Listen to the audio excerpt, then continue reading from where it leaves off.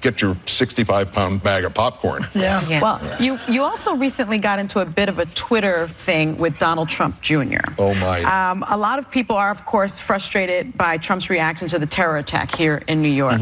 But you said recently via tweet that Trump and his family have done more damage to America than bin Laden and ISIS combined. Yes.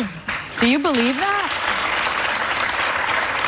Yeah, we did really well after 9/11. I don't think the country has given itself enough credit for what we did not do after 9/11. We did not restrict all of the freedoms in this country. We did not single out people. We did not destroy the fabric. 3,000 people died on 9/11. Yes. I mean, the comparison is absurd. Well, do you mean the time after? But more people died in the Iraq War than died in 9/11, and we didn't need to be there. You think that bin Laden did less to damage America than President Trump?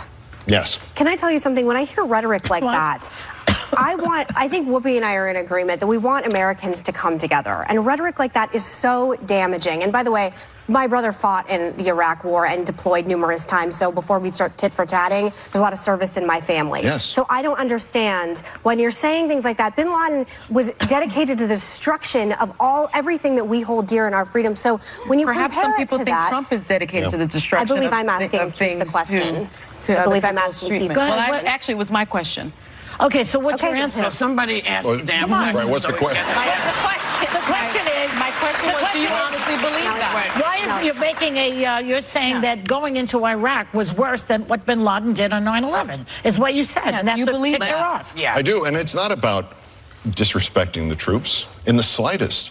Or the servicemen, or your father's service, which astounds me to this day that he was able to do that. And his service to this country right now astounds me, and I applaud him. That's not what I'm talking about. I'm just saying the Iraq War was a waste of these people's lives, and it was unnecessary. From your perspective. Well, I think history suggests that the two things didn't have anything to do with one another. How do people like us find common ground? Because I'm not interested in this sort of because we disagree vehemently on our outlook on the world, and I'm so tired of this kind of rhetoric, and I'm tired of it on the right as well. I'm exhausted with it. I think most Americans can. Do you want President Trump to fail? Do you want America to fail?